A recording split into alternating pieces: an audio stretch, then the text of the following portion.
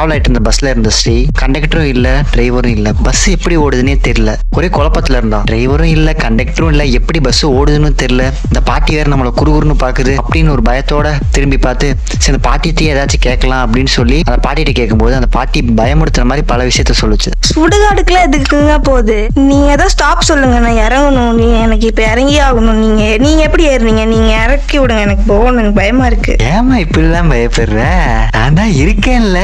நீங்க இருப்பீங்க, நான் இருக்க வேணாமா? எனக்கு பயமா இருக்கு, எனக்கு இறக்கி விடுங்க. இது நான் உனக்காக ஒண்ணு வச்சிருக்கேன் அப்படின்னு சொல்லிட்டு அதோட சுருக்கு பைக்குள்ள கைய விட்டு ஒரு கத்தியை எடுத்துச்சு. எதுக்கு பாட்டி கத்தியெல்லாம் எடுக்கிறீங்க? எனக்கு பயமா இருக்கு. ஏமா பயப்படுற? கிளவி கத்தி எதுக்கு எடுக்கிற? முதல்ல அதை சொல்லு. என் கையில கத்தியே இல்லையே. உனக்கு கண்ணு தெரியலையா கையில கத்தி வச்சிருக்க? அப்ப அந்த செகண்ட் பஸ் ஒரு செகண்ட் ஸ்பீடா போயிட்டு இருந்த பஸ் திடீர்னு ஒரு செகண்ட் பிரேக் போட்டு மறுபடியும் ஸ்பீடா போச்சு. அந்த ஒரு செகண்ட் போட்ட பிரேக்னால ஸ்ரீ கீழே விழுந்துட்டா. அம்மா